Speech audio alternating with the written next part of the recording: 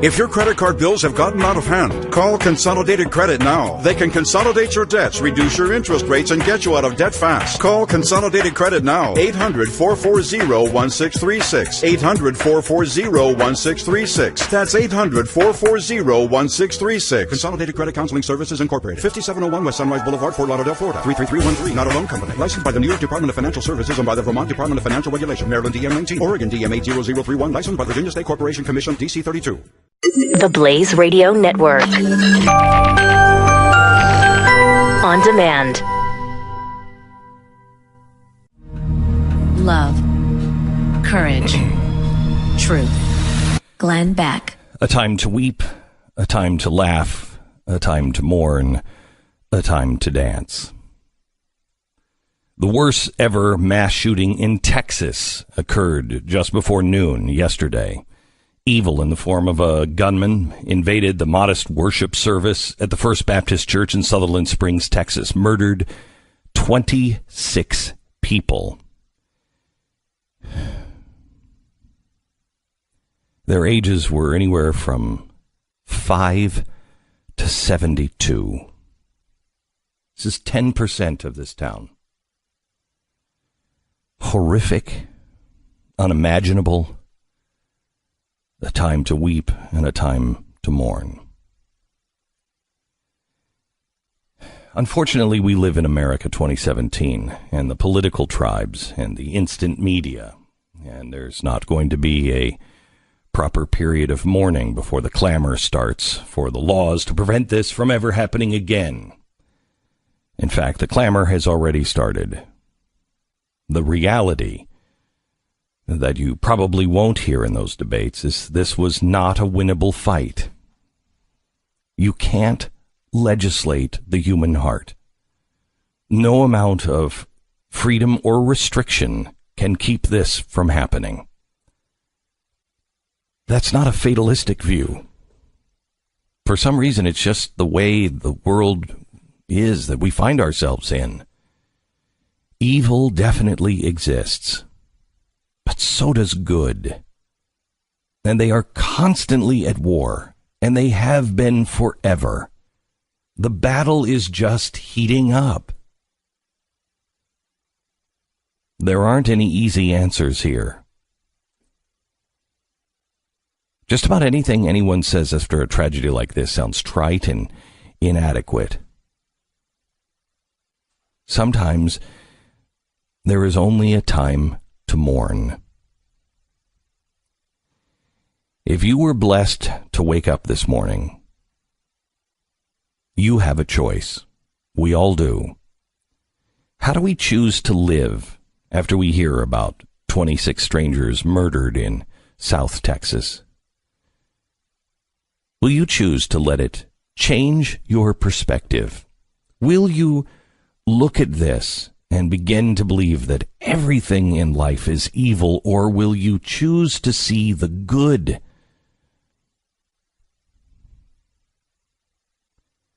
Will you choose to live with a renewed purpose and diligence? Will you help someone in your life? Will you serve your community? Will you love your family more than you have? Or will you just choose to ignore this tragedy, watch it as some political thing, and move on, just some faraway news story that doesn't have any real bearing on your life? That would be a terrible mistake. Between what happened in Las Vegas and then last week what happened in New York, and now Texas, if we aren't shaken to the core by the reality that things are changing and life is precious and short, and that we need to live it well,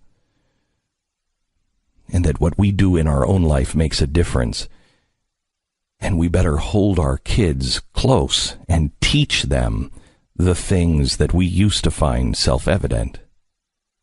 If we don't do that, then perhaps nothing will wake us up.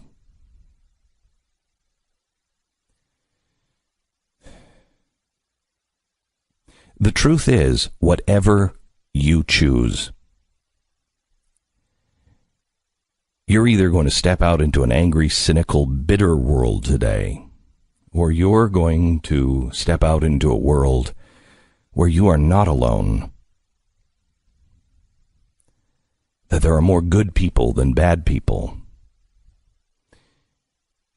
and you're surrounded by people that want to stand up. They're just looking for the opportunity. That's the choice you have to make. And whichever one you choose will become your reality. Choose wisely.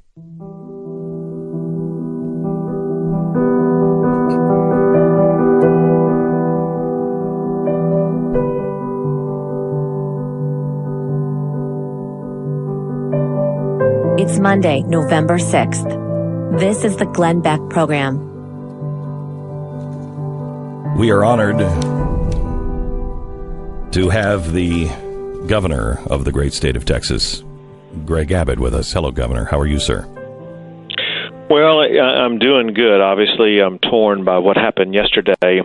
I was in Sutherland Springs and had the opportunity to visit with family members of the victims, as well as the people in the community. Remember, this community is so small; it is just several hundred people large, and I don't think there was anybody in the community who didn't know and who wasn't familiar with the victims. But, following up on what you just said, I got to tell you, there was a lot of mourning that was taking place. There was enormous sadness and grieving. But in having the opportunity to speak with family members of the victims in the community center there in Sutherland Springs, I left there on the way to the candlelight vigil being very inspired by the way people responded. You just challenged your audience moments ago to figure out how they are going to respond to this. And if your listeners respond the same way that the family members of the victims responded, it will be one with strength and resolve, but one that is devoted to their faith in God. The key focal point the entire evening was that God is great, God is good, and that God provides the strength that we all need to make it through these enormous challenges like this. This is a very strong faith-based community, and you could see in a palpable way the power of that faith all night long last night. And I am so inspired and so impressed by the people of Sutherland Springs, their friends, their neighbors, and their family members. It will take time to heal, but I think the quickest, surest way to healing is by relying upon God to guide you through those challenges. And that seems to be the pathway that is being chosen by the people of Sutherland Springs. So, Governor Abbott, I know there's an investigation going on, and you don't want to get in the way of any of that. But you said you met with the victims' families. Did you get a chance to meet, or do you know anything about the family of the killer? How are they doing? They were not there, and I have not visited with them, and don't have any factual information about how they are doing. It's fair to say that they probably are in shock that something like this happened. But it's also some of the facts that are coming out that Devin Kelley was challenged in various ways before this took place. And we don't know what the family members knew, how long they knew it. And so these are all different types of pieces of information that will come out in the coming days. I'm struck by this small town the way I was. I don't know if you remember when the Amish had a guy come in and shoot their school and killed a lot of their children. And the Amish went and showed forgiveness to the family of the killer, and it was striking. The difference, the way they handled things to the way the rest of the world handles things. And this seems like the same kind of community. Was this a family that was that lived in this community and that knew everyone? Yeah, this was a very small community of just several hundred people, about 10% of which were in church that day when the shooting took place. But everybody knew everybody.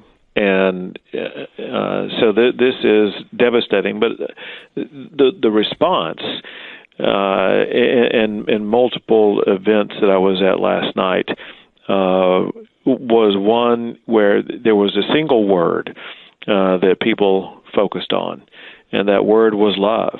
And that is the necessity of love overcoming evil. This was a sheer act of evil. And there's one cure for evil, and that is the type of love that God provides.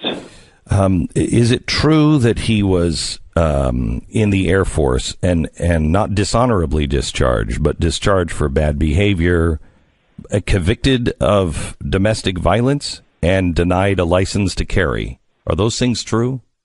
All of those things are true. So is there anything that you can think of that maybe should change, that would have slowed this down, just what you know on the surface, that could have stopped it or slowed this down? Well, obviously, you can look at it in several different ways. One is that this was the shooter, Devin Kelley, was a person who had mental challenges that long predated the shooting. That were evident in part during his time, during his service in the Air Force, and maybe at times before that. And there were signs of it after that.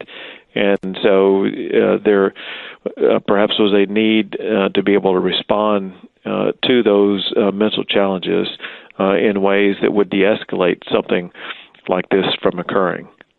We understand that his ex-wife occasionally attended this church. Is that a possible motive? Do you know? I believe, based upon the information I have, that I will not go into great detail about right now, but that I am aware that his mother-in-law, Devin Kelley's mother-in-law, attended this church. I don't have it for a confirmed fact that his wife attend this church, or his former wife attend this church. But I do believe this was not a random act of violence. Instead, I believe we will see in the coming days that this location was a specific target by Devin Kelley, that this was planned out for reasons we don't yet know in full detail, but we'll soon be able to piece together. But I do think we need to give law enforcement, who have been working around the clock, some more time to be able to piece together all the multiple pieces of this puzzle. But I think when they do conclude that investigation, it will be clear that this was not a random act of violence. Do you know enough to be able to say it wasn't politically motivated? It probably wasn't religiously motivated, but it was probably personally motivated? Obviously, I don't have all the information to conclusively say that. Based upon what I have heard, I think it was personally motivated. But understand this, and that is, even if someone is personally motivated to commit a crime like this, no one commits a crime like this without having mental challenges. My son asked me last night, he said, "Dad, it wasn't like this when you were growing up, was it?" And I said, "No." And he said, "What's happening to us?" What's your answer? Well, I would go back to the earliest pages of the Bible and go through the history of the Bible and know that many years ago there were acts of evil that took place, and that multiple parts of the Bible remind people that evil must be overcome with good, and that God is the pathway to that good. And so we, as a people, we as a world need to recognize this evil. We have seen some catastrophic events over the past few months, whether it be the terrorist in New York City driving a truck down a bike lane, or whether it be the shooting that took place in Nevada. But go back less than a century ago with the horrific actions of Hitler. Go back centuries before that with even more heinous acts taking place, where there were more numerous random acts of killing people. Unfortunately, killing has been an event that's taken place throughout the history of mankind. And so there's this constant battle between evil and good. And my one takeaway from the people of Sutherland Springs last night was their commitment and their focus was on the good that God can provide. Governor, thank you so much. And we're proud to have you as our governor. You are, as I've said to you before, the best governor. I've lived in many states, and you're the best governor I've ever had over a state that I lived in. And I am grateful for that. Thank you so much, Governor. Thank you. God bless.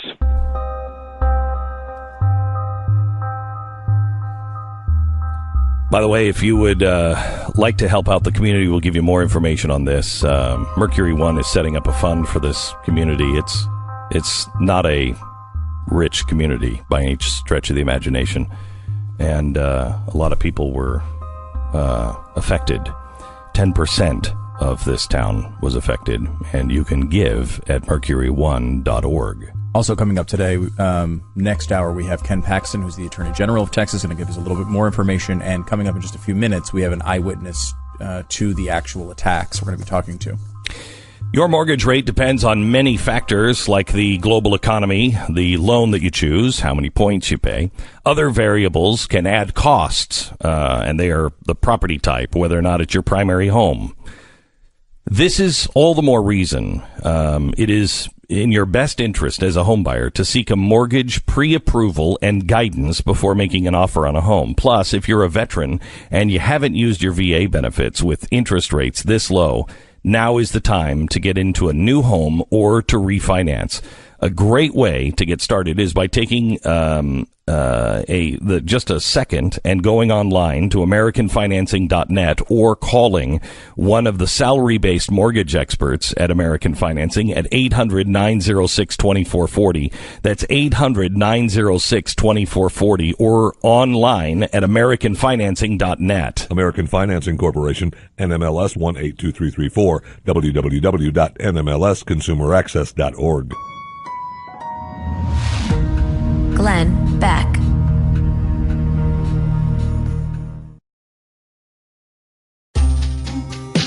Glenn Beck.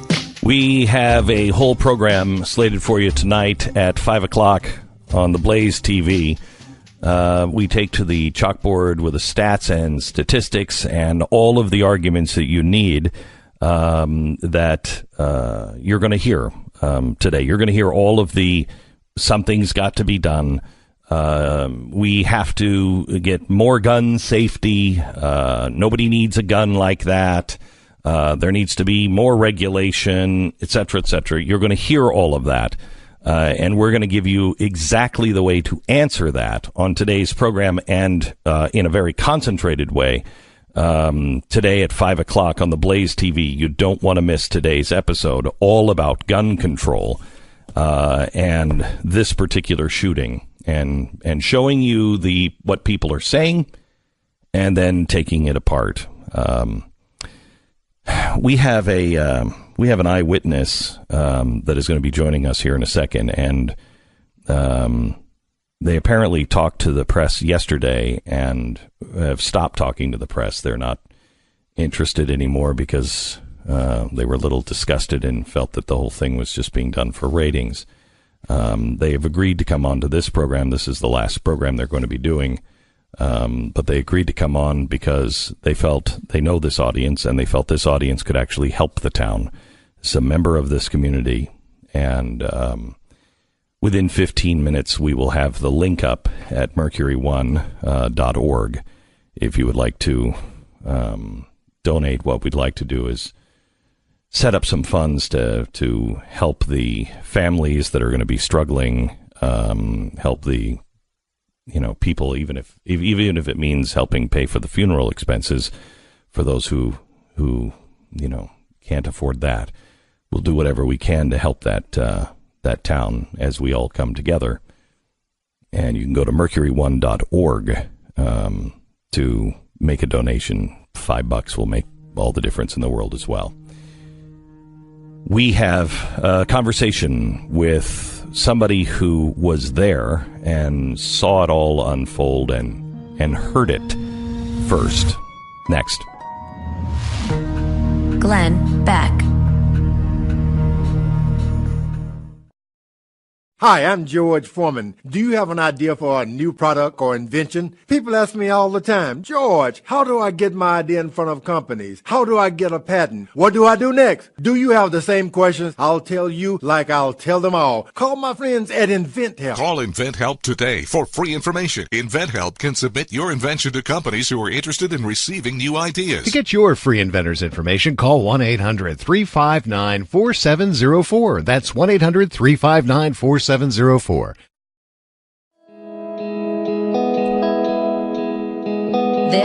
is the Glenn Beck Program. Sutherland Springs is a very small town, a very Christian community, middle to low income community that people live for generations there. It's not a place that is in the news, especially for a mass shooting. Yesterday morning, Carrie Matula was at work. She works at a gas station. She's a cashier. She was not too far away from the First Baptist Church when a coworker came in and said, something's going on outside. Carrie joins us now. Hi, Carrie. Hello, Mr. Beck. How are you? Good. How are you? A little shaken and still kind of, everything's still surreal, you know? It's hard to digest all of the loss that's coming into light, the names and the victims and things, and it's just devastating. Devastating. So, Carrie, tell us what happened yesterday to you. You just started your shift, right? That's correct. I got to work about 11 o'clock, and my coworker was finishing up outside so that she could leave, and she said somebody's shooting outside, and that's not unusual. We are kind of in the country, but it is kind of city limits, you know. But we recognized that the fire was rapid fire. It wasn't, paused fire. It was rapid fire, and it went on for about, I would say about 35 seconds or more. It was very fast. All of this happened so fast, and by the time we recognized what it was already done. And for a while... Go ahead. Shooting. I'm sorry, we missed that. Your phone dropped out. What did you say? I said at first we didn't realize it was even a shooting that had taken place. We thought somebody was target practicing. And when we started seeing the first response, fire department, ambulances, air life, that's when we recognized that something terrible had happened very quickly, and everything started to go on a downward spiral from there. And as more information kept coming out, it's just more and more devastation, more bad news, more, people worried about their loved ones and such. And it was just terrible. It was a terrible day. So, Carrie, about 10% of the community was involved in this, and I don't mean to be harsh here, but was either killed yesterday or badly injured. So a community like this, everybody. Yes. Either by name or by face or, through a working relationship or business. I mean, and there are church connections as well, which are very deep here. Everybody knows everybody. And it's one of those small towns where, there's really not many secrets. out there. If there's somebody's in trouble, we help them. This community has come to my family's aid personally many times over the last 5 or 6 years. Just simple stuff like either, food or support or prayer. I mean, this is a praying community, and we always are lifting up everybody in prayer out here. And to have this happen to such a close-knit church community is just terrible. We're just taken by this. But at the same time, we've also rallied together. And as you saw through the news media reports, the photographs and whatnot, this is a tight community, and we're all going to be there for each other through this and for the next coming weeks and months. And the next few days are just going to be crucial. And, again, any prayers and support that anybody could give is greatly appreciated and welcomed. We're setting up a fund at mercury1.org. It should be up by now if you go there and you want to donate, just to be able to help out. If somebody can't afford the funeral expense or whatever we can do. Can you tell us about any of the families how many have lost their fathers? Can you tell us about any of the victims? Well, in order for family privacy's sake and out of respect for the victims' families, right now I don't really want to speak on that because not all the information is accurate at this point. Okay. But we do know that there's been a devastation in many families. They've lost their mothers and children. I had the privilege of going home and hugging my kids last night, and there's people that are not going to be able to do that ever again. And it's just really humbling to see that and to know that, and it just really makes me sad for everybody out here. Carrie, did you know the shooter's family at all? Is this a family that is connected to the community, or is it a family that is? Can you tell me anything about them? If somebody knows him, I don't know that. From what I understand, this is an outsider that came into our community who hated organized religion. I mean, this is just what I'm getting off the media because nobody really knows what this guy's motive was. But he was not part of our community. Nobody really knew him that I know of at this point. And, it's just crazy. It's just crazy. He just came from another county, another city, drove all the way over here in tactical gear and with intent to do this. And, he wasn't going to let anybody stop him. Apparently one of the neighbors across the street from the church came out with his own rifle and tried to stop him, and he continued and took off. And it's just, it's mind-boggling. There's no rhyme or reason for it. Carrie, we our thoughts and prayers are with you and with the families and everybody involved in this tragedy in your whole community. And we thank you so much for talking to us. Thank you. Thank you, Mr. Beck. You'll have a blessed day. You too. Carrie Matula, witness at the church shooting. We happen to know the pastor of the church. He is a member of the Black Robe Regiment. If you've been listening to this program for a long time, you know what that is. And a wall builders guy and a good friend of David Barton. And he lost his daughter yesterday in the shooting. So there is no one in this town that isn't affected by this. And if you would like to get involved and help this out and be part of the light, Mercury One is giving you an opportunity to do that at mercury1.org today, mercury1.org. Just mark your donation for Texas shooting, and we'll make sure that the town and the families get that in and the church in any way that might help them.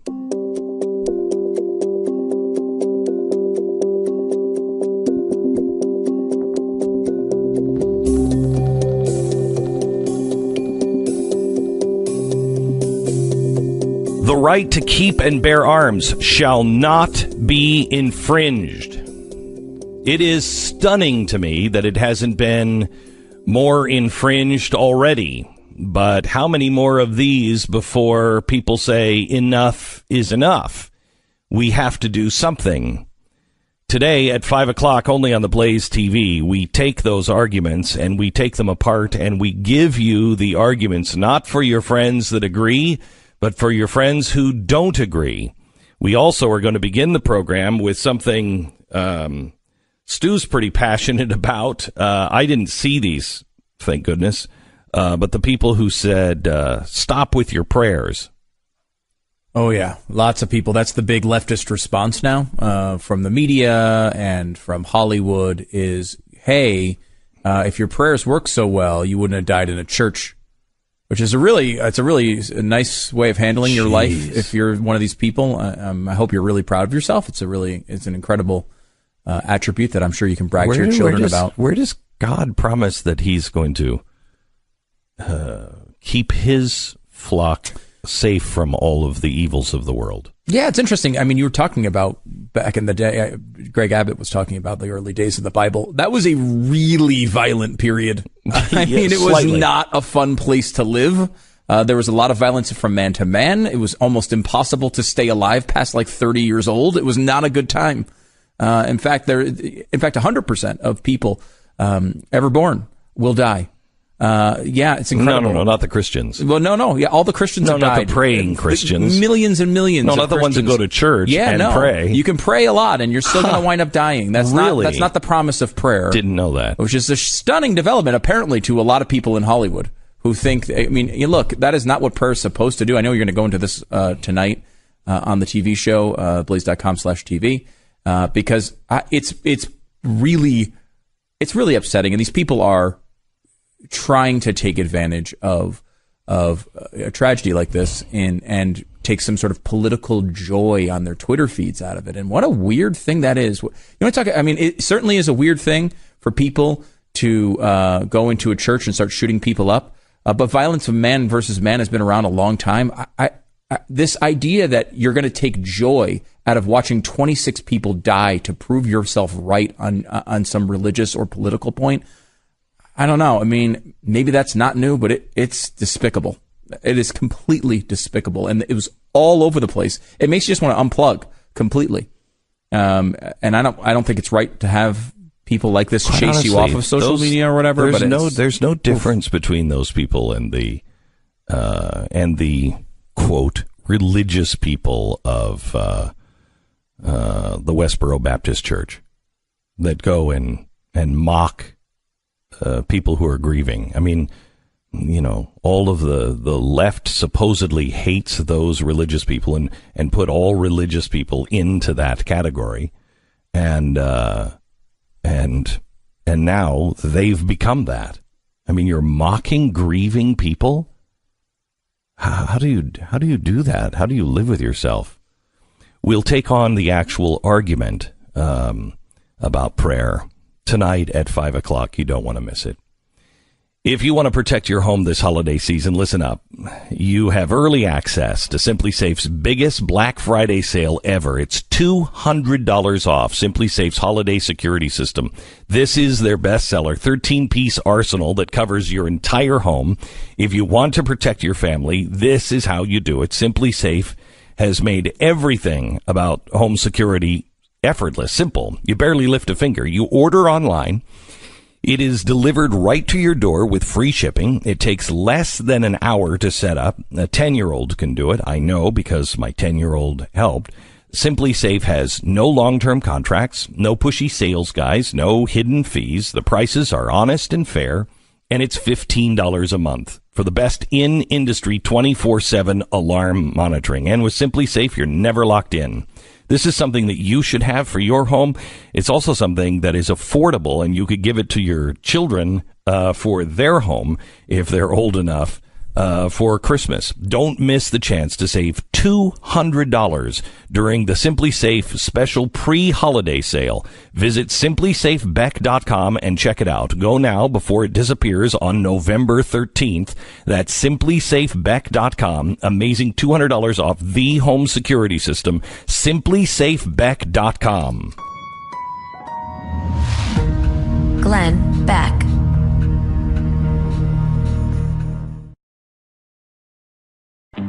Glenn Beck.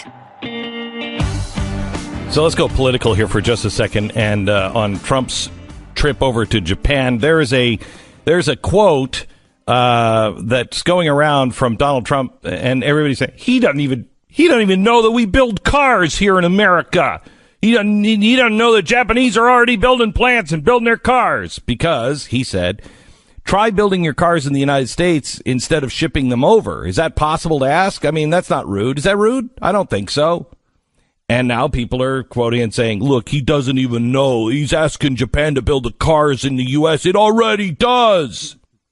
Well, may I point out, for everybody who hates the mainstream media, the Washington Post has just run a story debunking that. What it says is, this is complete. I'm quoting the Washington Post. This is completely unfair to Trump.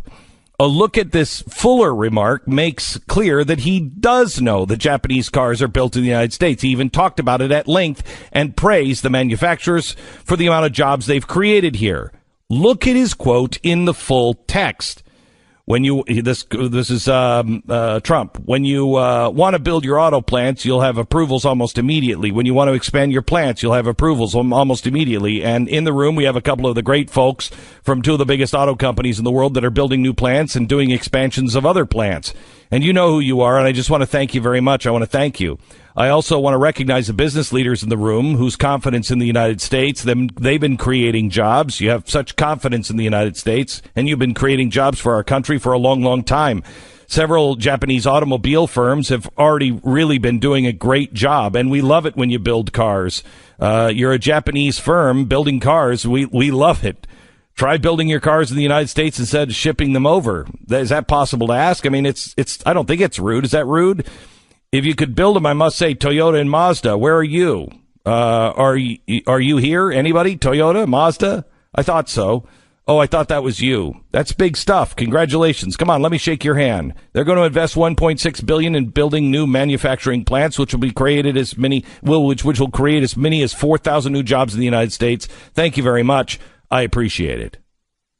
Yeah, so he was being taken completely out of context in that remark, and good for the Washington Post for catching it, right? I mean, it was all over social media as this really dumb Trump moment, and instead I mean, you know, it's very broken text. It's hard to, obviously, as you read it, it's sort of hard to work your way through it, because he's talking to a live room, he's stopping, and he's addressing individuals in the crowd, and he's doing his Trump thing. But the bottom line is he's mentioning several times that they do make their cars in the United States, and he's asking for more plants. Right, he's asking for more. He's asking for more plants. And I think the news is one, that there is a source that those who are spreading this lie, it's not TheBlaze, it's it's not Breitbart, it's the Washington Post. So use the Washington Post to debunk that, but also you should be aware to thank the Washington Post for doing what journalists should do. Glenn Beck.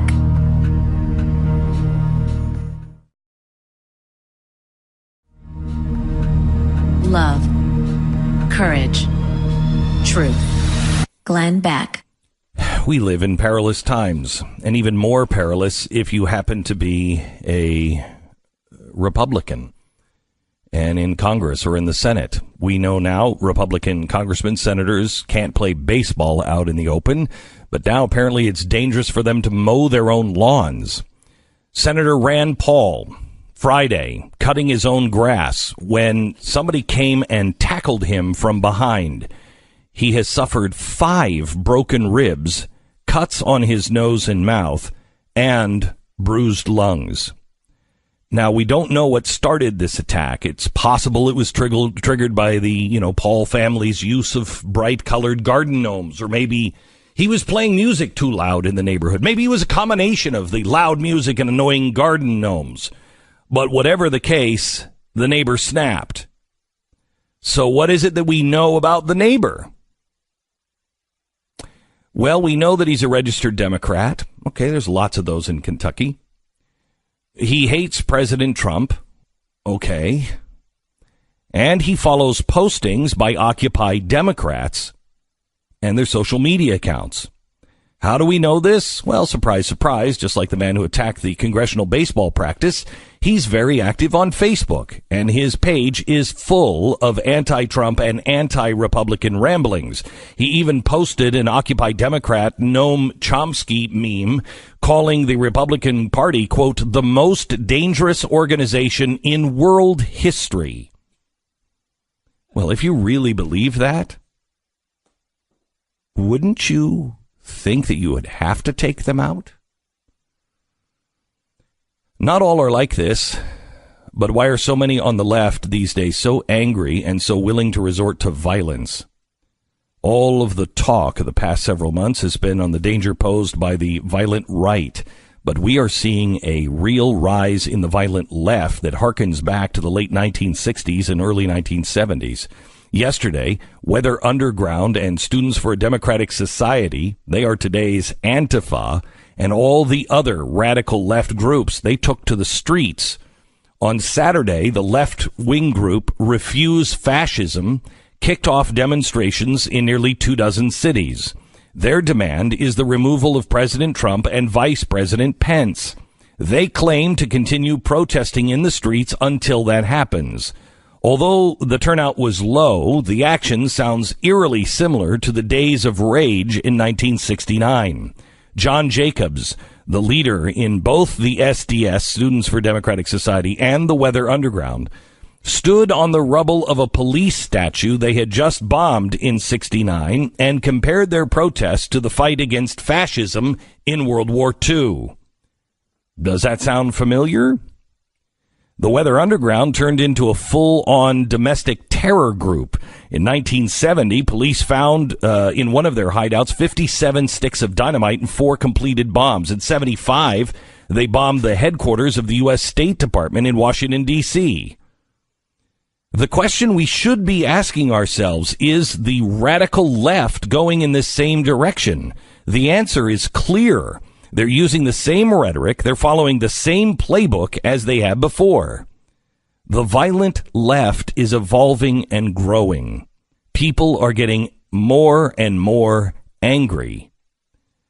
Even in small suburban neighborhoods where the local celebrity is a politician in Washington who still mows his own lawn there in Kentucky.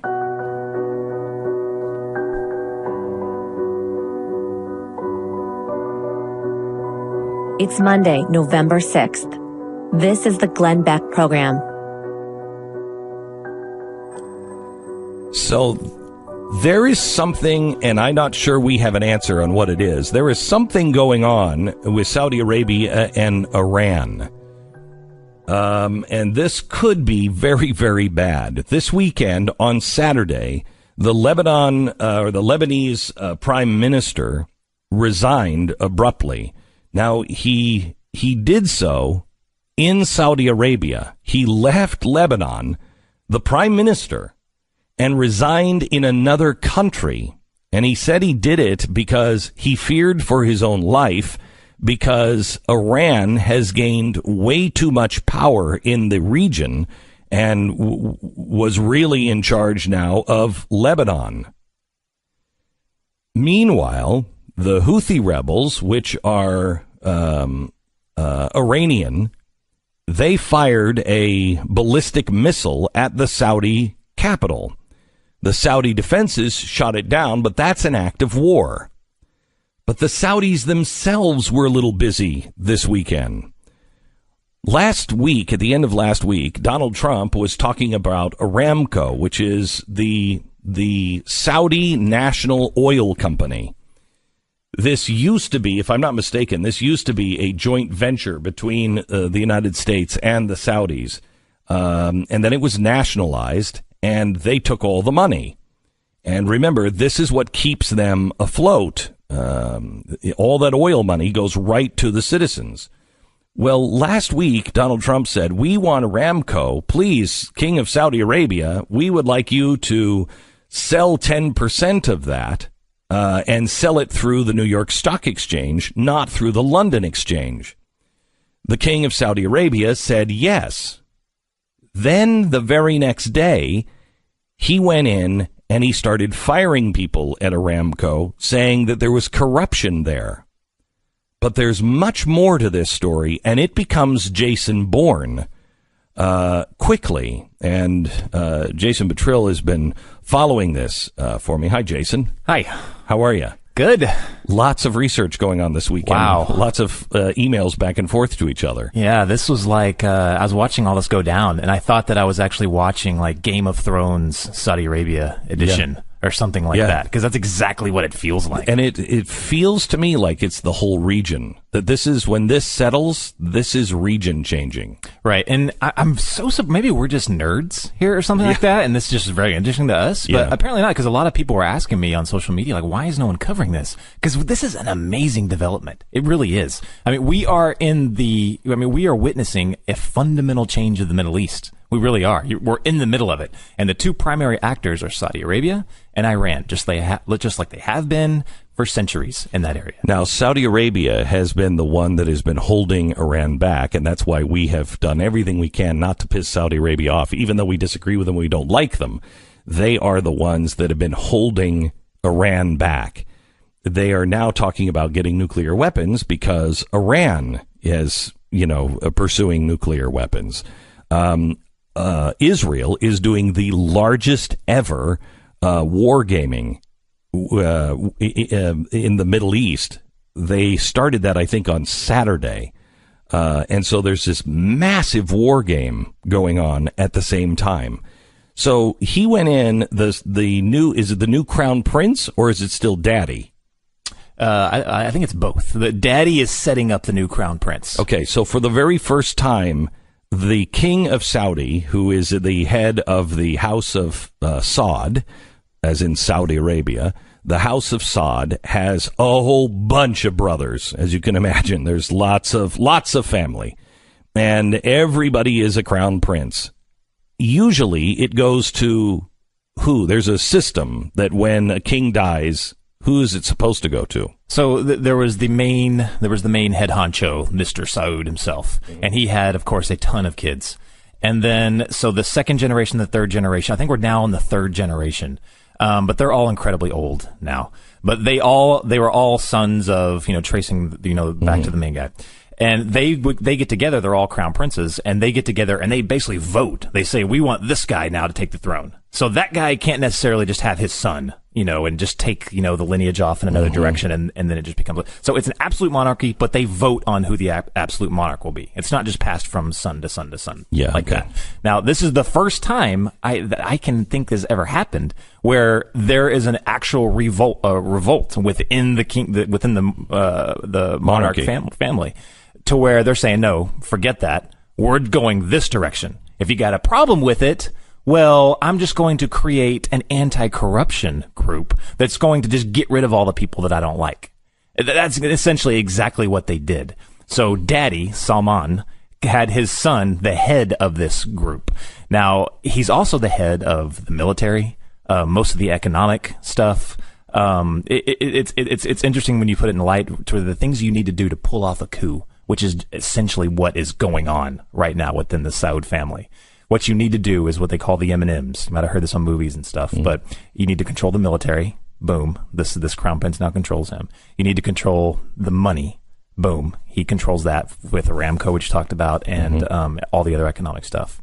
And you need to control the media. Now, it's also interesting that the state media went down over the weekend for a little bit.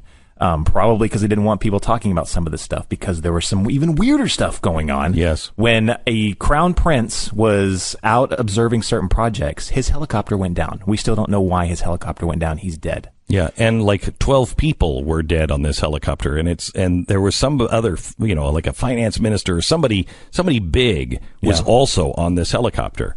And it looks as though the crown prince, who is the one that Daddy chose to be the new king, is just killing all these people. There was another crown prince, a second one, I think yesterday, that died. So there's 2 crown princes have died in the past 24 hours. He died in a gunfight somewhere in Saudi Arabia. So we've got 2 crown princes, multiple that are now held up in this harsh prison in Saudi Arabia, called the Ritz-Carlton. And if you want to go to jail in Saudi Arabia, and you're a part of the monarchy, you want it to be in Saudi Arabia because they treat you pretty well. But so all of this stuff is going down. They're having an internal war, but it's interesting to note on so why does this mean anything to us? Well, why do we care?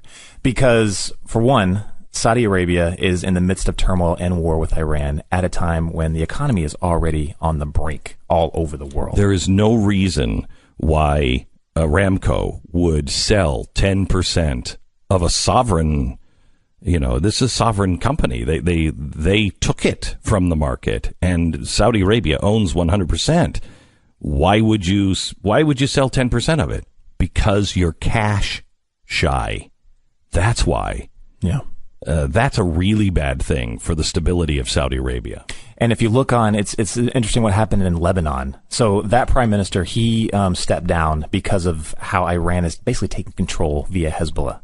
Now, that's interesting to happen. If you look back in history when Hezbollah first came to be, it was the same exact thing what's happening in Iraq right now. There was a bunch of Shia militias. Iran went in, put them under the umbrella that they would later call Hezbollah, and now they basically pretty much run the country. They're more powerful than the Lebanese military is.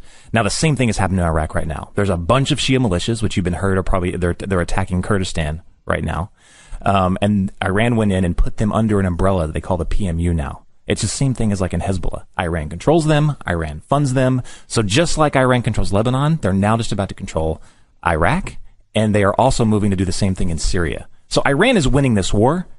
Now you see what Saudi Arabia is facing right now. They're doing drastic measures right now, which amount to basically a coup internally, so they can get control and they can battle Iran.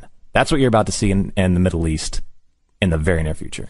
And the new king of Saudi Arabia, he's a reformer. Yeah. And that's one of the guys, he's killing all the guys who are like, no, women can't drive. Exactly. Right? Yeah. That not only includes the monarchy, but that's included clerics, imams, people like that, businessmen like what's his name? What's that guy's name? The crown prince, Al-Walid. Yeah, guy. Prince Al-Walid. Yeah, owns like Twitter or like big stake in Twitter. Prince Al-Walid owns 10%. He was arrested this weekend. He owns 10% of Fox. We've had a run-in with Prince Al-Walid. And I have it on good authority. Prince Al-Walid was one of the guys that saved one of our big banks during 2008 that we went kowtowing and saying we need money, and he gave it to us. Wow. So he owns a lot. And for Prince Al-Walid to be arrested, he's got powerful friends here in the United States. That's interesting and dangerous. And it makes sense, too, because this new crown prince is a reformer. He wants to get all the young people on his side because the monarchy's old. So he's trying to show the young people in the country that, hey, look, we're not Smart. and no one is safe. Look, even Al-Walid's not safe. I snatched him up. That's what we're trying to do. Everyone's not safe. We're changing our ways. How do you think this ends, Jason? I think it ends in more conflict in the Middle East. A lot more. I was going to go with really well. That was I was going to be my summary. The answer is one word: Armageddon. Thanks, Jason. Appreciate it. So, is the world becoming more safe? Is the world becoming less unstable or more unstable? I mean, with everything that is happening in the world, Stu and I were just talking. How long is the Second Amendment going to stand? How long is that going to stand? And then how long will the First Amendment stand? I mean, we have people now saying that we need to limit speech. We have people now that, after these two shootings, how long? Yeah, I mean, there's always this idea that the NRA is somehow able to influence all. It's 4 million members. Right. And it's also just not that much money. Honestly, they get a lot more money from other groups. Unions. Unions give way more money to Democrats, among other groups. I mean, they're not even, it's not even close. It's just a bizarre thing. In some ways, I'm actually surprised that Republicans have stood as long as they have for the Second Amendment, in that, generally speaking, they have pushed back most, opportunities to, I don't know, let me think of the way to phrase this, infringe on people's rights to bear arms. They've pretty much stood on that, which is kind of surprising considering how many other things they've folded on over the years. And they've folded on plenty of things that they've had a lot of money given to them from. I mean, the NRA money argument is really stupid. Frankly, it's everywhere on social media, but it's a very stupid argument. And I think at some point there are going to be enough Republicans who just think, you know what, just give them what they want. Yeah, it's not going to. They all know it's not going to change anything. It's not going to prevent a crime like this. No, it's never going to prevent a crime like this. But like at some point, it feels like they're not going to want to fight anymore for this because there's a political cost to it, and of course that's how they're calculating a lot of this stuff. I'm surprised they've lasted as long as they have. And you have to continue to fight these things. The best argument for these to push back on these sensible gun control restrictions that they always come with is it really is the idea that if you're not fighting back against every one of these, they will take more and more and more and more and more. They will go. They don't want sensible gun control. They want all of the guns. So, is it getting more stable or less stable? What is happening to the world? I do not buy gold as an investment. Never have. And people who say, gold hasn't gone up. Yeah, you were the ones that said gold would crash at $300. It hasn't, has it? And it is odd that it hasn't gone up. Why hasn't it gone up? Because of the central banks and the government. They know that if gold skyrockets, that sends everyone into panic. So, forget about it as an investment. Will it be a good investment? I think it will be, but what do I know? That's not why I buy it. I buy it as a hedge against insanity.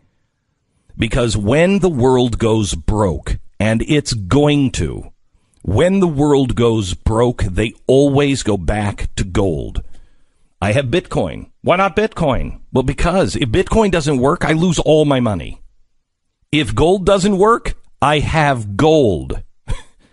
It's still traded everywhere in ancient times and in future times. It will be traded. It's gold. Right now, gold is offering free gift cards and qualified purchases and 1 year of free storage on IRA purchases. They'll also give you a free American flag lapel pin just to learn more. So call right now. Read their important risk information and find out if buying gold or silver is right for you. Call 1-866-GOLD-LINE, 1-866-GOLD-LINE, or goldline.com. Glenn Beck.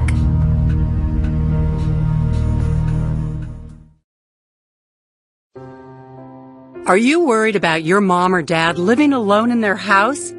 Hi, I'm Joan London. Listen, I know how difficult it is to find senior care for someone you love. That's why I recommend a free service called A Place for Mom. They are the nation's largest senior living referral service. Call A Place for Mom today. To receive free information on senior living communities in your area, call A Place for Mom at 1-800-803-6951. Glenn Beck. Want to see if we can talk to Dana Lash today or Wayne LaPierre from the NRA, because I think the NRA is going to need to up their game because I think the attacks are going to start coming fast and furious, if you will. Pun intended. And they could use your support today at 5:00. I'm going to do a special kind of tutorial, a self-defense 101, if you will, and how to defend the First Amendment. And the arguments that you're hearing coming out now and that will continue, we're going to give you a 101. A lot of it is based on the book Control exposing the truth about guns. It was a #1 New York Times bestseller a couple of years ago. It's my book. It's paperback. Every home should have it. You need to read it, as it will give you all of the arguments. The name of the book is Control. Glenn Beck.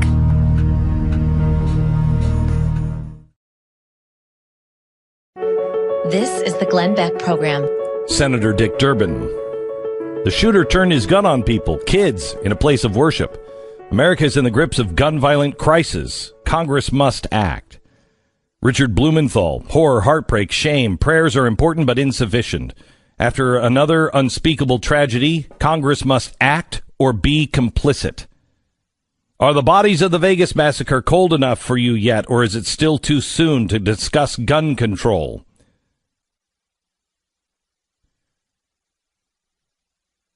Should we start talking about gun control? Texas State Attorney General Ken Paxton is with us. Hey, Ken, how are you, sir? Well, it's obviously a very tough day for Texans. It is. Were you there last night at the vigil with the governor? Did you have a chance to make it or not? No, I was not. I'm actually on my way to Beaumont to visit with some people down there. But staying in touch. Ken, the tragedy last night, what can you tell us about the shooter and what law enforcement knows? Well, right now, I mean, obviously they're continuing their investigation. We've got state is really sort of leading this investigation. A lot of times, local do it. Small group of people. You only have a small sheriff's office, so I think you got the Texas Rangers and DPS involved in that. And you also have FBI and ATF stepping in sort of to aid them.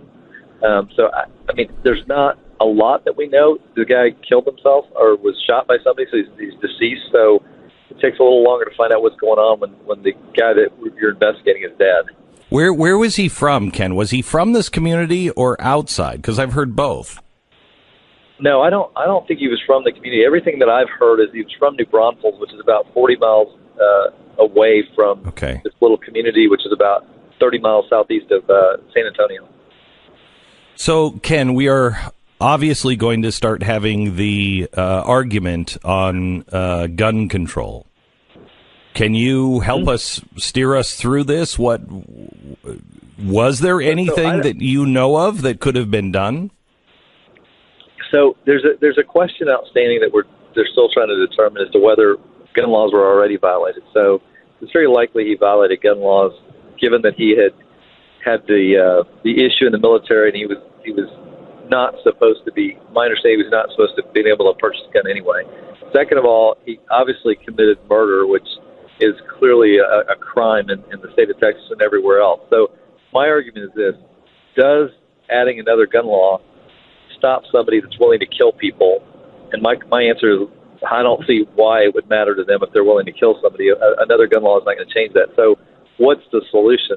To me, the solution is prevention, having people there that can stop it, either people that are trained to do that or having your own congregation prepared to react.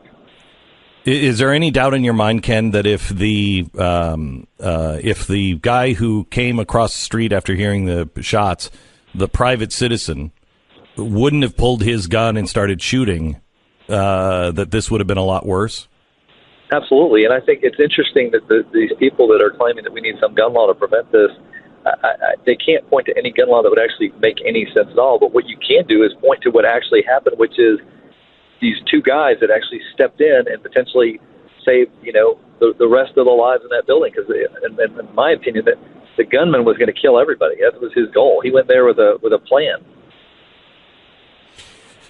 We were listening to the audio this morning of the two guys that one had a gun and shot him, which caused him to stop, run, get into his car, and drive away. And then he climbed into the truck with another guy, and they went on a high-speed chase. The shooter lost control of his car and plowed into a tree. In any other state, I am convinced there would be litigation against those guys for chasing him and causing a wrongful death or something like that. Is the state of Texas of the mind that these guys did absolutely the right thing? I have heard nobody say that they didn't. I think in Texas, they would be lauded as heroes for really risking their own lives to save other people's lives. They are the perfect example of good Samaritans who put their lives on the line to save other people. Are you at all depressed by the reaction that happens after these incidents?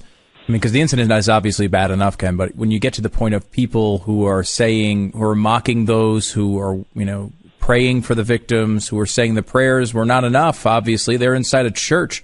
I mean, really what we see after these things is really despicable, isn't it?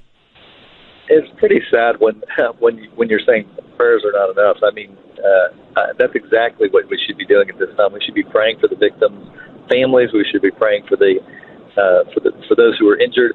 Like, no one understands the will of God completely, but we do know that God is good and that there is a reason that we pray. Ken, I asked the governor of this, and I'd like to hear your answer. It's a question my son asked last night. He said, "Dad, this didn't happen when you were a kid." And I said, "No, it didn't." And he said, "What's happened to us? What's changed?" What's your answer, Ken? I don't know if it seems like in so many ways our society is coarsened, and the culture has changed. It's not as civil. It's not as good. It's not as faith driven. It's been corrupted from inside out, and I think the evidence of it is things just like this. It's not like things like this never happened, but they certainly didn't happen to the same extent.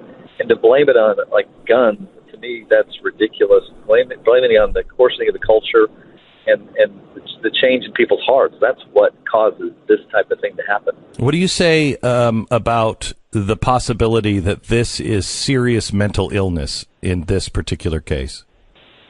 I mean, who knows? I mean, I don't know. It's certainly possible, but I also know that people like this exist in society that they're just evil people. They're just really evil, and I don't know which one it is here. Whether this guy just had some mental problem, or to me, it seems likely that he's just evil. That he plotted this out.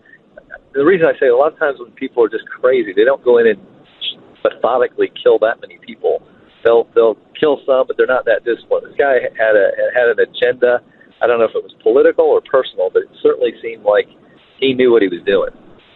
There's a strange sort of a disagreement going on as we talk about these things, and that some people talk about these things with whether it's mental illness or just people being more violent or angry, and that it feels that way. It feels that things are getting worse, and certainly there have been more sort of public mass shootings in recent years. But the numbers, and you know these, Ken, from 1993 to 2015, the rate of violent crime per 1,000 persons declined from 79.8 to 18.6. Over the same period, rates for crimes using guns dropped from 7.3 per 1,000 to 1.1 per 1,000. The homicide rate is down from 7.4 to 4.9. We're going completely in the right way, in the right direction when it comes to actually stopping people from dying in a general sense when it comes to violent crime. But these big sort of marquee incidents where one person decides to take out as many as possible seems to be on the rise. Is that an effect of just maybe the way the media is covering it, the way it's something that's changed culturally? Do you have any idea what that could be? Well, I mean, one is, I think the media coverage, these people obviously seeking it out. I think that's part of it. They're driven to it, and especially if they have a political agenda or a religious agenda, it's a way to get attention for their cause. I think that's part of it. And I also think with technology improving, it improves for the good guys and it improves for the people of evil as well, and it makes it easier as technology makes it easier for bad people to do more things. I think we likely see more of it. Just like you can have North Korea with one bad little country because of technology. Now they can do a whole lot more damage than they could 20 years ago. I read in the Vegas shooting just this weekend that police in the Vegas shooting say now that they think the motive might have been a desire for fame, to be the best or the biggest shooting in American history, which I found extraordinarily disturbing, and I think would explain the numbers with Stu, that it's people just wanting to be famous, to be, in a world where being famous is a goal. It's a very dangerous place to be. Sure. Look at the reality TV world. People doing virtually nothing and being on TV and becoming famous and making lots of money. I think it's another sort of indication of where our culture's at. Ken, we really appreciate your time. We know you're busy. Thank you for dropping in and just spending a couple of minutes with it. We appreciate it. Absolutely. Certainly keep Texas in your prayers. You got it.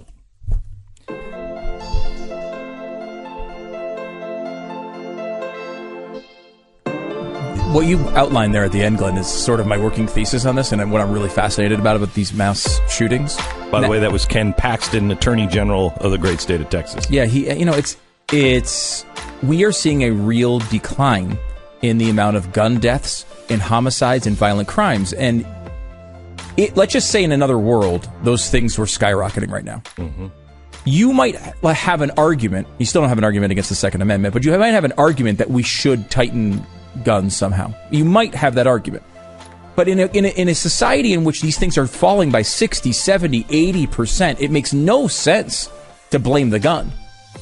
What we have here... Especially when gun rates, violence with guns going down, mm-hmm. as Stu said, over 50%.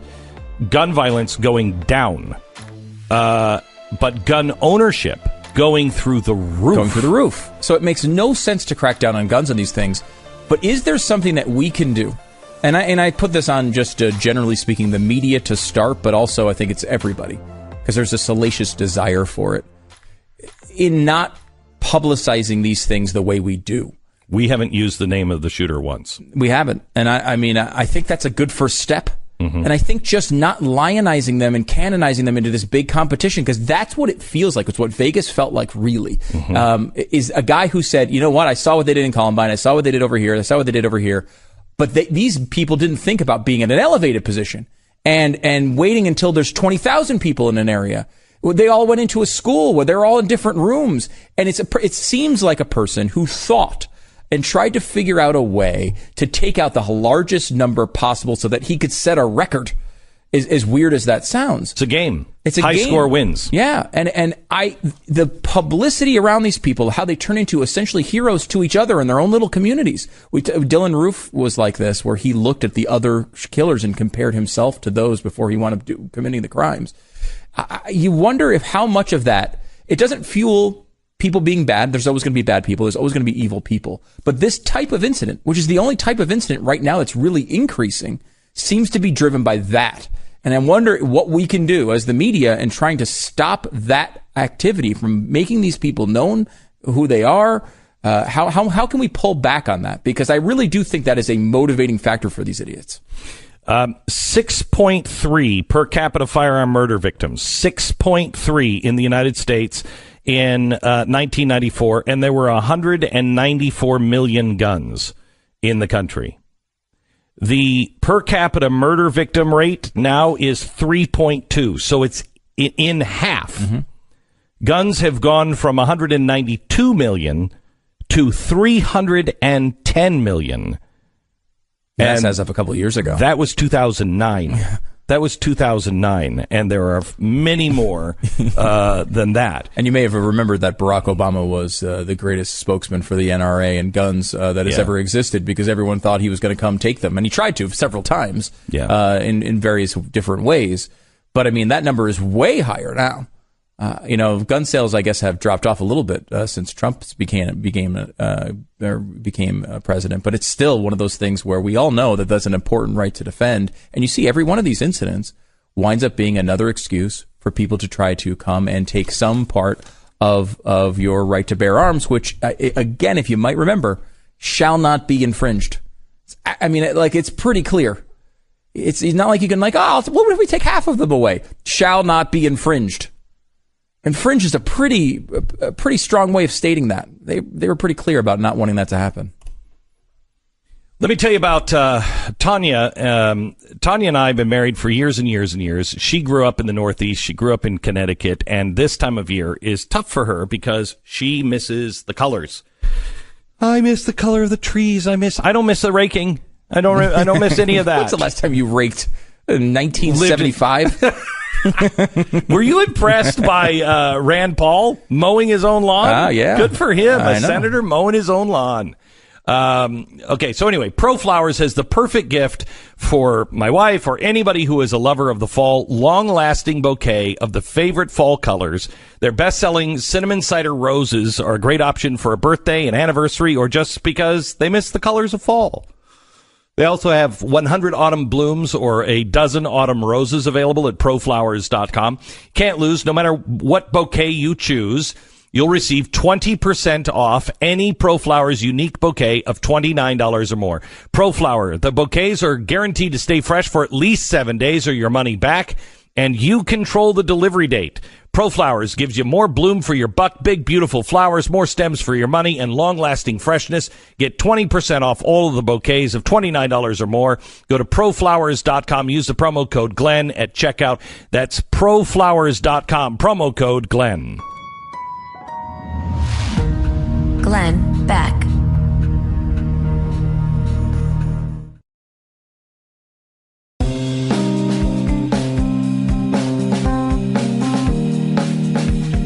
Glenn Beck. So who thought about taking a gun to church from here on out? Crossed my mind. I definitely thought about what the procedures are at my church for security. Mm-hmm. We do have security at the church that I go to. But still, I mean, it made me think, maybe add on to that a little bit. It does seem like it's a target. I have security with me when I go to church, and I want to tell you about an incident where you want to talk about a congregation that gets it. I want to share a story where we had an incident at church. Coming up. Glenn Beck. Just looking ahead at the menu from Blue Apron, including cheesy broccoli baked pasta, seared steak with garlic butter, oven fries, and romaine salad, roasted chicken and fall vegetables with cranberry ginger compote. All sorts of delicious stuff that is always being made with Blue Apron. And one of the things I like about Blue Apron, if you don't know what it is, they send you a box of incredible ingredients to your house. And you can make all these recipes from really easy to follow recipes within like 45 minutes, and they're delicious gourmet meals. One of the things I like about it is it's a lot of ingredients you wouldn't normally use. I feel like I had like 2 or 3 things I make normally, and Blue Apron really expands what you can do with that. And it's great because you can customize it. If you eat a certain way, if you have dietary restrictions, if you have just certain foods you like and don't like, you can pick and choose what you use there. Check out this week's menu and you get $30 off your first meal with free shipping by going to blueapron.com/stew. Blueapron.com/stew. It's Blue Apron, a better way to cook.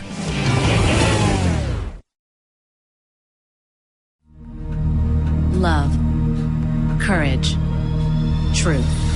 Glenn Beck. You know, good comedy is really hard to pull off. Larry David proved it on Saturday night over the weekend because he didn't pull it off.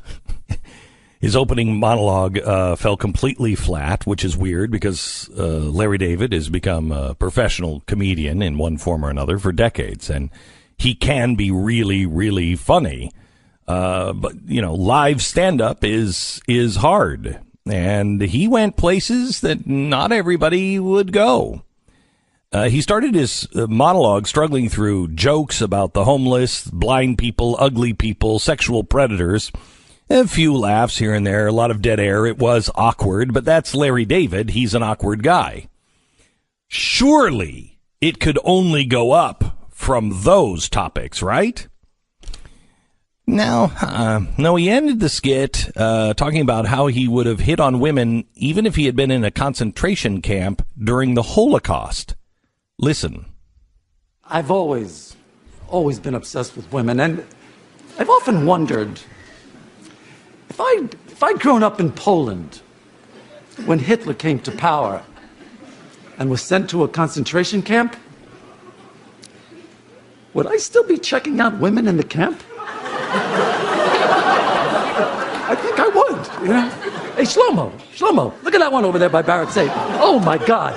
Is she gorgeous? Oh, I've had my eye on her for weeks. I'd like to go up and say something to her. Of course, the problem is there are no good opening lines in a concentration camp.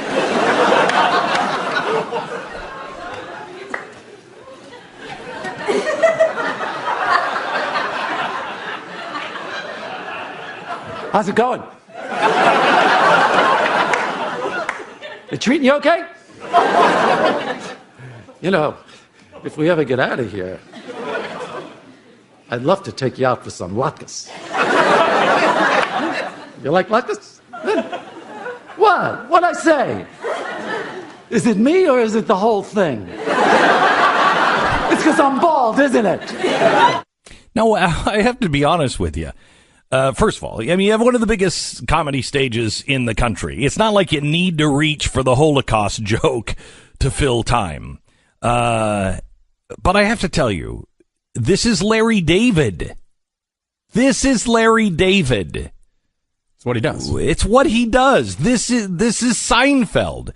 If Seinfeld wasn't this all the time, the uncomfortable, ugliest thing you could possibly say, the thing that changed television with Seinfeld was that Seinfeld was a show about people you wouldn't like, you wouldn't want to hang out with. There was nobody on the show that was truly happy. They were all miserable, with an exception of maybe Kramer. And he was just crazy. Everyone else was unlikable. Well, Seinfeld was Larry David. Seinfeld's George. That's the real guy. You don't think George would have said that in the 1990s? Do you know who Colonel Klink was on Hogan's Heroes? Werner Klemper. Look him up. See his family history. Take a minute and Google him. He became Colonel Klink, making fun of a concentration camp? Werner Klemperer? Huh? Look, I don't. I mean, he's a professional comedian with, decades of material to draw on. A week of Washington political news, could probably do that without breaking a sweat. He's cranky. He's willing to say the non-PC joke. I don't know. I don't get going for the Holocaust thing, especially in the year that America is having. But if you don't like it, turn it off.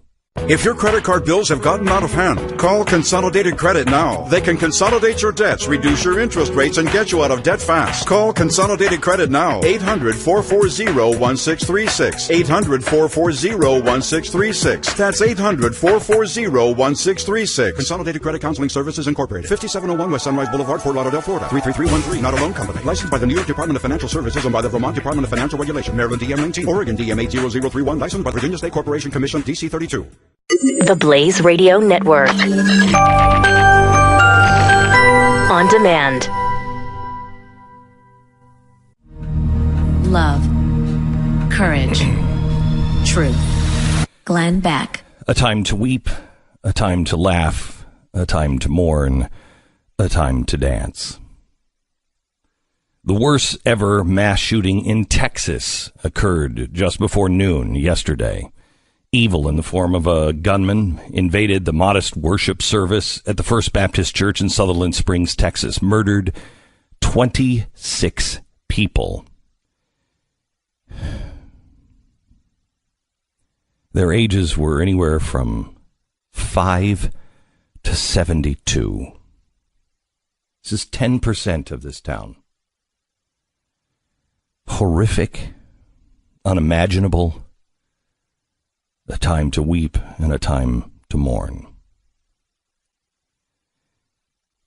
Unfortunately, we live in America 2017, and the political tribes and the instant media and there's not going to be a proper period of mourning before the clamor starts for the laws to prevent this from ever happening again. In fact, the clamor has already started. The reality that you probably won't hear in those debates is this was not a winnable fight. You can't legislate the human heart. No amount of moved up and was sitting right next to my family. And then I noticed a couple of other gentlemen get up and change seats. And I looked at my security agent, and he gave me the look like, we're leaving now. And I started paying attention and looking around and listening to what this guy was saying. And he was speaking directly to my family. And it was really creepy. And he was wearing a big, long jacket. And what I found out later was the other people in the church, the people who carry guns, they had moved in position the minute they started to hear him talk. They had moved into position as well in case he got out of hand. And one person who carries a gun moved into the pew directly behind him, so when he sat back, if there was a problem, somebody else was there and our guy was there. But when he came back, that he was sitting right behind him in the pew. And I only tell you this story. This happened, I don't know, a couple of years ago. And I only tell you this story because nothing was going to happen that day. As it turns out, I confuse him. One of the guys who did this went to jail. This guy, I'm not sure if he was the guy who went to jail or for something else. I don't remember what happened to this guy in particular. But nothing happened. And nothing would have happened because the people here in Texas and the people that I go to church with, they're not going to let it happen. And, you know, if somebody would have been in the church yesterday, in the church with a gun, it may have ended sooner. But it did end yesterday because a civilian had a gun. Earlier this morning on CNN, what's his name? What's his name, Stu? Chris Cuomo. Chris Cuomo was talking to an eyewitness, and this is what he said about after the eyewitness starts talking. He says this about the gunman. Listen. You know, and our neighbor, in my opinion, and from what I saw and what I know about the neighbor of 30 years, he stopped this. This would have been a lot worse. I don't know how you could look at it any other way. I mean, you know, he, by all accounts of people who've seen what happened and by his own to law enforcement, from what we're told, the murderer came back outside for some reason, and that's when they engaged. And the reporting is that the gunman wound up dropping his weapon, got in the vehicle to flee, and then other people saw him fleeing and chased him down until he eventually went off the road, and they don't know if he died from being hit by them or taking himself out. But if not for your neighbor, who knows what would have happened. A neighbor with a gun.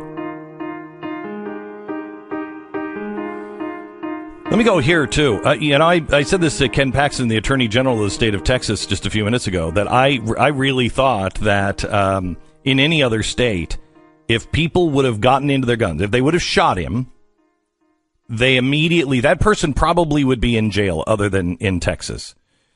If somebody would have come up, can you imagine this in New York? I mean, I don't mean even New York City. I just mean New York, the state of New York, or Connecticut. If somebody had their concealed carry permit and somebody was shooting, do you think Connecticut would be looking at that person who shot him as a hero? I'd like to think so, but it doesn't seem. I mean, how many times have we seen stories like that? Let me ask you this. They get into a truck and they start following him, and they're at a high rate of speed, and it's 90 miles an hour, and he crashes into a tree, do you think that the police are heralding them as heroes? Or do you think they would say, this was ridiculous, they led him on a high-speed chase, people could have been killed, all of the bad things that could have and would have happened? I like to think he's certainly an individual policeman would see him as a hero, but still, the society would know. You'd see afterwards there'd be lawsuits, there'd be people saying you shouldn't be. It's vigilante justice. You'd see people push back against the person who actually tried to stop the situation. So if there is somebody that could do vigilante justice and had a reason to do vigilante justice, it's our good friend Marcus Luttrell. And Marcus called me right after his dog was killed here in Texas. Some punk kid came and shot his dog, and his dog meant everything to him. His dog got him through a lot of the trouble from, his PTSD. And he got into the car and he started chasing this guy. There wasn't vigilante justice at the end of this. This is the way Texans do things. They are the first responder. Listen to this 911 call with Marcus Luttrell in a high-speed chase. What's the location of your emergency? Yeah, I'm on the road chasing these guys down and just shot my dog. Okay, why are you chasing? So you chasing him because he shot your dog? I do, yeah. That's right. Do you know who these people are? I have no idea. We're coming over the railroad tracks right now. Just crossing the railroad tracks? Yeah. What is your name? Marcus Luttrell. Hey, you better get somebody out here because they got a gun and I got one too, so this could turn into a gunfight. We're going about 110 miles an hour now. Okay, well, I don't want you to drive 110 miles an hour because you must... I'm not letting these guys go. They just murdered my dog. I'll pass that bill. I'm still on the same road. Have you passed the Valero? No, we haven't passed the Valero yet. I don't want you to hurt yourself by wrecking or anything. I'm not going to hurt myself. Hey, listen, man, I'm a Navy SEAL. I have been for 10 years. I'm not worried about hurting myself. I know what I'm doing. Sir, stay on the phone with me, okay? Yeah.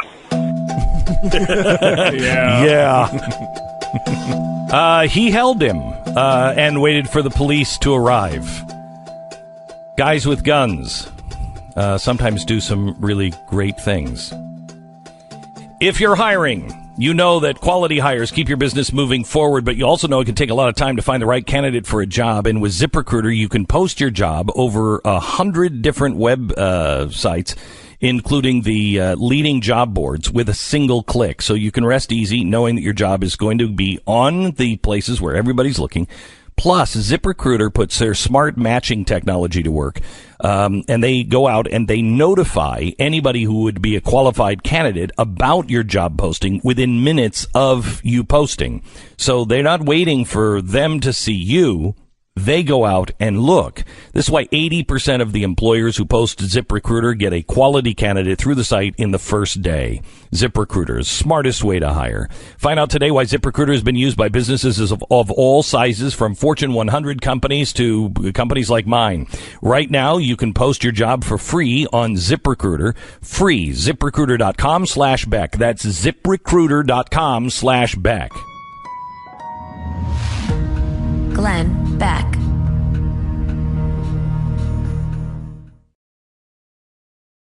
Individuals and businesses with tax problems, listen carefully. If you owe over $10,000 in back taxes or have unfiled tax returns, we can help you take back control. The IRS is the largest and most aggressive collection agency in the world, and they can seize your bank account, garnish your paycheck, close your business, and file criminal charges. Take control of your tax problems now by calling the experts at Tax Mediation Services at 800-600-1645. That's 800-600-1645. 800-600-1645. Glenn Beck. Hello, America. 26 people killed, 20 injured in a mass shooting here in Texas. This is a town. 10% of the town is involved in this. 10%. We don't know how these people are even going to pay for the funeral. Some of these families... Tell the story. Don't use the names, Stu. Tell the story of the woman whose dad was speaking at the church. Listen to this. Her father was a guest speaker at church that day. If you heard, the pastor was not actually there. He was a guest speaker at the church. The daughter was running late. She lost her father, her mother, her sister-in-law, who was pregnant, and 5 nieces and nephews. Oh, my gosh. On the same day. And this is just one of the families, obviously, who was affected by this. How is she going to deal with just the funeral? We'll tweet a GoFundMe page so we can at least help in whatever way that we can. Yeah, and we're raising money also at mercury1.org to help this community. They have multiple needs, and if you want to make sure that every dollar is going to the community, you can go to mercury1.org and click on the front page slider there that will be all about Texas, and it'll take you to that page, mercury1.org. One of the weird details that's come out of this, and these things change constantly, but that the shooter engaged with this guy. This guy came out with his own rifle and engaged with him, and there was some sort of shootout, and the guy dropped his gun and then got in his car and ran away. And it sounded strange, like a guy with this sort of hardware would be dropping his gun because someone else pulled a gun on him. Well, the reports now are that he actually did hit him. He shot him in a gap in his body armor, and he's a plumber that lives down the street, and actually got his own rifle, shot him through a gap in his body armor, which made him get into his car. He drove away. We don't know if it was because of the effects. Do we know how far away he was? Like, was he at the church front door and the guy was in the street? Or, I mean, because if he is at the front door of that church, it's pretty close to the street. And if you have a rifle and you're good with it, that's an easy shot. That's an easy shot to make. I don't know. In a gap in the body armor, you're aiming for a very small I guess area. if you know what you're doing, and maybe this guy did, yeah. But if you could see obviously I don't know what the body armor looked like, but if you could see the body armor, I mean, he's lucky he didn't aim for his head with a rifle. And if you're just a few yards away, a rifle, you could shoot him in the head. Mm-hmm. Especially if he doesn't know you're there. You're not being shot back at. And over again, we've heard, there's never been anybody who's good guys never stopped a mass shooting. Of course, all the time. First of all, they don't turn into mass shootings if they get stopped. So but this one had already begun. This guy came after a lot of damage had been done, but still dozens of lives were saved by this guy. And he had no military background. Let's remind you that there are still 10 people in critical condition. Yeah, 4 in serious. They do think they're going to pull through. So they don't think the death toll is going to go up. I mean, but you never know with these things, obviously. And then not only did he shoot the guy, but then got into a truck and chased him down the road at high speeds. Eventually, this guy crashed. We don't know if that's because he lost control of the vehicle or if he just, effects from being shot, and then he eventually shot himself in the car. Think of this, too. Can you imagine if you were in any other state? You were in Connecticut, and there was a shooting at a church, and you saw a guy come across the street and shoot another man with a gun, okay? Mm-hmm. And then you approached another civilian that didn't know you, and they were driving a truck, and you got into their truck, you threw 2 of your guns in there and said, go chase him. Follow that car, essentially. They're in most states, no way. No way. Yeah. I'll bet you in almost every city, no way. You think you're getting carjacked, probably. Yeah, in Texas, you're like, yes, sir, we're going. Let's go. I mean, you love that spirit, and, you hate that this stuff happens, but again, you can find those small, bright spots, and good guys, stop this. Average citizens were the first responders. Glenn Beck.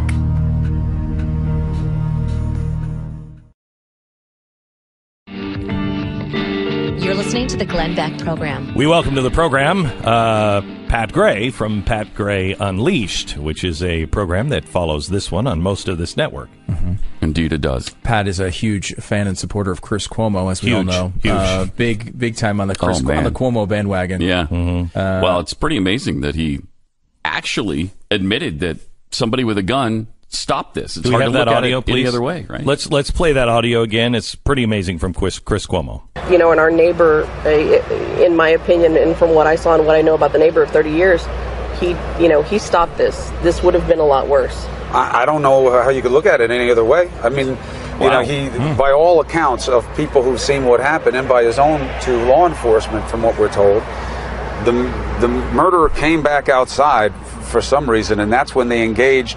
And the reporting is that the gunman wound up dropping his weapon, got in the vehicle to flee, and then other people saw him fleeing and chased him down until he eventually went off the road, and they don't know if he died from being hit by them or taking himself out.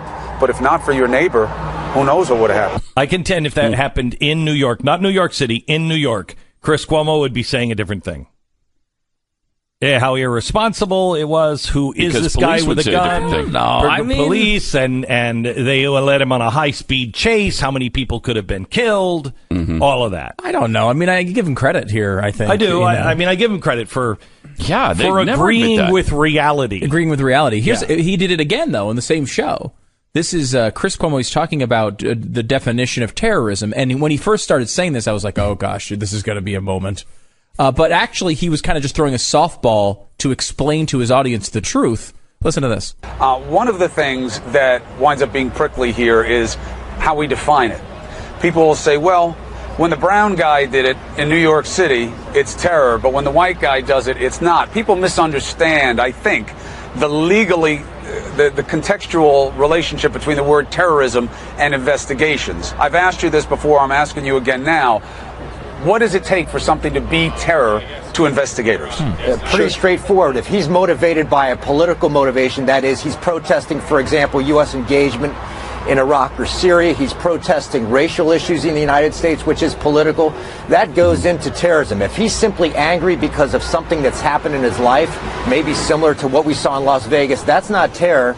That's simple violence, and that's insanity. I'm guessing in this case we're going to find that he, as the president has suggested, had some mental health issues.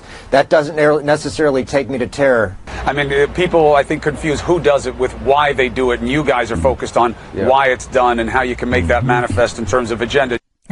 What Pretty happened? reasonable. What happened? What happened to Chris Cuomo Who is this today? guy, and what has he done with Chris Cuomo? I don't know. I'm really concerned. I don't know if that's the standard way of handling this story today and all the It is over at MSNBC. That's not how they're handling it. On the morning cup of Postum with Joe and his main squeeze, they had a completely different take. Somebody, I don't know, some girl named something Jordan. I forget her first name. River. No, it's not the River Jordan. Last name is Jordan? Last name Jordan. Michael. Yeah, River Jordan. It's not Michael Jordan. It's a female type sounding. Now, not to be stereotypical. Excuse me. The new Star Trek Michael is a female name to, quote, show the gender fluidity of the end quote. And I'm all about that, but that's so not it's the Michael name. Jordan. That's not the name. That's here? not the name. It's they Michael chose to Jordan. use. Oh, was it the person who's on staff who's No. been removed because of multiple rape accusations? No, it is was not. It that? It's not that Jordan either. Okay. No, but she says, now I'm a huge Second Amendment supporter, and you know what comes after anybody qualifies it. But I'm really not, because she said the solution isn't that somebody should have had a loaded gun in their purse at a church. I just can't believe we're going to go there. Well, why not? That would have ended it maybe after the first shot. Why is that?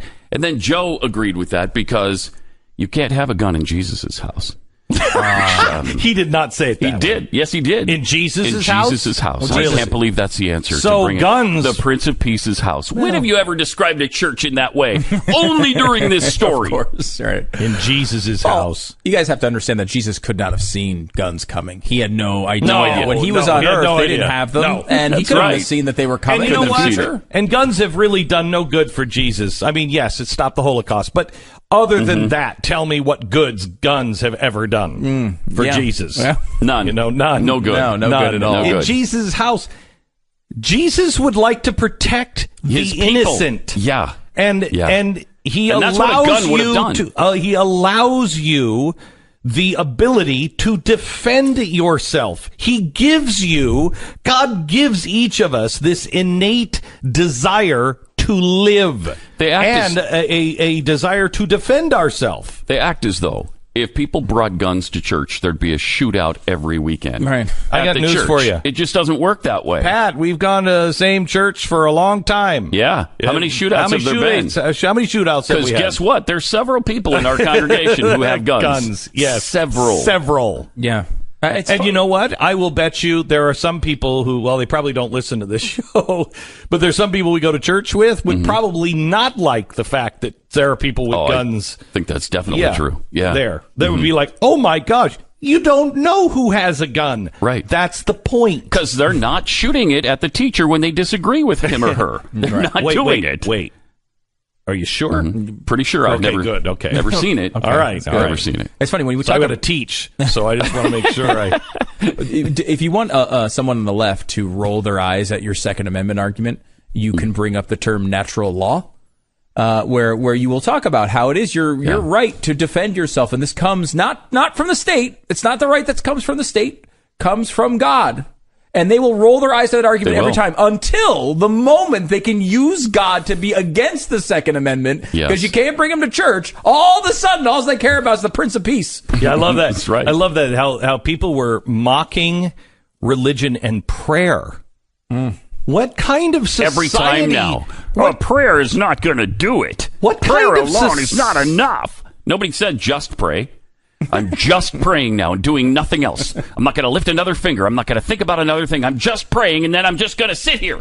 Nobody's saying that. I mean, prayer always comes with your action, too. You act as if everything depends on you. You pray as if everything depends on the Lord.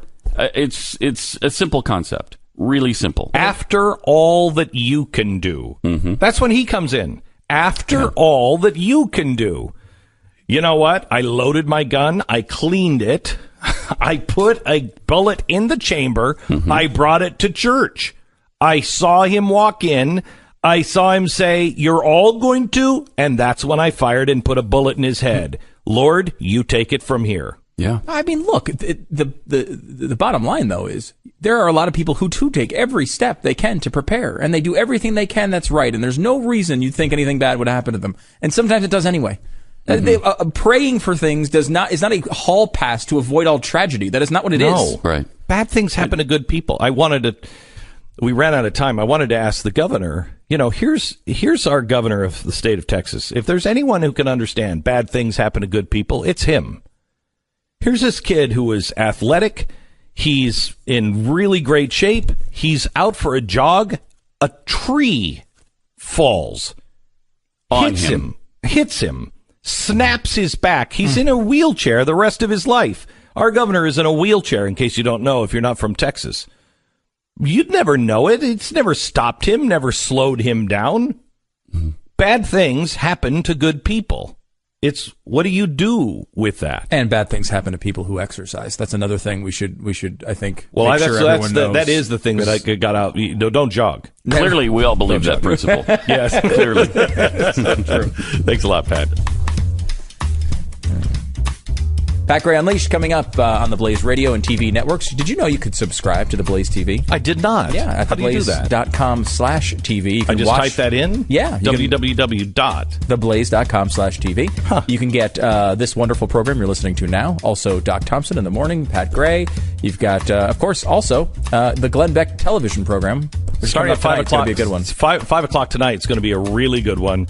We are taking all of the arguments that you're going to hear in the next few days from friends or, from acquaintances, from coworkers, all the things you hear from media and the left, and we're going to show you how to argue it, all about gun control. And it isn't about gun safety. Make no mistake, it's about gun control. Who controls them? Tonight, 5 o'clock. You don't want to miss it. Number of Americans preparing for emergencies have soared recently, and it's a good thing. Stu and I were talking about this, and he said, the problem is with all of these stories the news cycle's going to bury this in a few days. Yeah, it comes so fast. So fast. I mean, we were talking about the Vegas shooting, which was only a few weeks ago, right? Maybe 4 weeks? Yeah, maybe 4 or 5, something like that. It has not been that long. Seems like it was a really long time ago. And it's not, it's not just, people would on the left would say, or people who are anti-gun would say, oh, well, that's because there's so many mass shootings. It's not even just that. We had terrorists in New York. Yeah, we had a terrorist attack. Remember when the world stopped for remember the anthrax attacks? What a huge world that was. And I don't think 8 people died in that. It's been a while since I went back on that, but this is a bigger attack, I think. Oh, yeah. Right. A couple people died Do you remember Columbine? Oh, yeah. Well, yeah, certainly Columbine stopped the entire world. Yeah.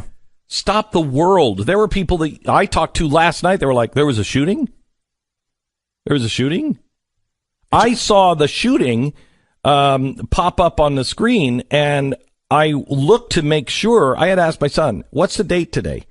Did this happen yesterday or this happened today? I mean, these things, it's just happening faster and faster and faster. And it reminds me of, the birth pangs grow closer and closer. These are the birth pangs of the things to come.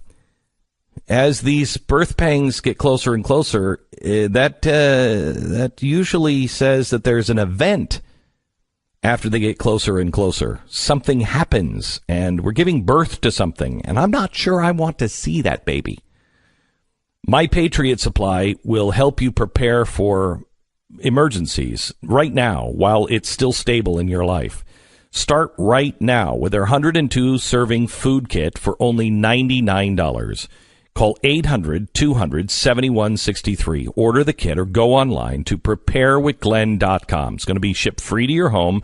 It includes breakfast, lunch, and dinners. Last 25 years.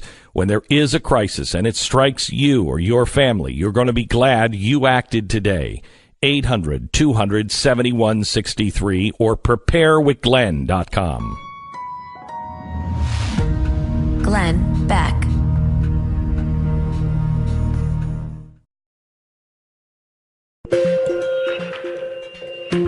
Glenn Beck. We want to help support this tiny town in Texas. I think we have to look at the death toll. It's 26 now, but we understand that there was a pregnant woman that was shot and killed. Is the baby the 26th, or is it actually 27 lives that has been taken? And they've just adjusted this. Earlier today, we heard that the youngest was 5. We now know that the youngest was 18 months old. How do you shoot an 18-month-old baby?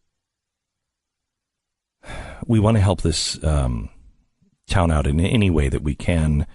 Any way to even pay for the cost of the funerals or whatever we can do. If you would like to be involved in that relief, please go to mercury1.org and click on the front page slider about the Texas shooting. It's mercury1.org. And let's gather together around the country and help them. Let them know that we are praying for them, and our actions are also showing that we're behind them. We mentioned this only briefly because of the news today, but isn't it a big story that a U.S. senator was assaulted on his own property? Huge. And so the first story comes out, and this is a weird... I agree with you. There's something weird about this. I don't know what it is. At first, it was just like it was a little event, and he was fine and only had a couple of scratches. Yeah, he said he was fine. Now we're hearing that he has... Rand Paul, if you don't know, was out mowing his lawn and was attacked by his neighbor, apparently. And now Rand Paul has 5 broken ribs and bruised lungs. It was apparently a pretty major attack. He may be out from the Senate for a while. And it looks like it was politically motivated. Yeah, TheBlaze has a story. The FBI has confirmed the motive behind the assault on Rand Paul. And they say that the FBI has launched an investigation. They believe the attack, which occurred Friday afternoon, was politically motivated. So we have a situation where Christians are being murdered at church. Separately, a political attack against a sitting U.S. senator in which he's maybe out for weeks, months in recovery. Is a registered Democrat whose Facebook page was riddled with posts voicing his opposition to Donald Trump and the GOP. He was a big Occupy Democrat. Yeah. He was eventually, I guess, $5,000 bond. He was charged with fourth-degree assault, and he has since been released. I mean, released. Yeah, I mean, that's a big-time crime. This is not something. Now, back in the day, senators used to beat each other up on the floor of the Senate. No longer the case, thankfully. I think that's a good development for the country. But the fact that this happened and then it was reported as such a minor incident and it has been escalated so much now, and now it is politically, it seemed like they first told us about it in this way of like, oh, it was a neighborly conflict. Like these guys had a rivalry or something in the neighborhood. Now it's politically associated.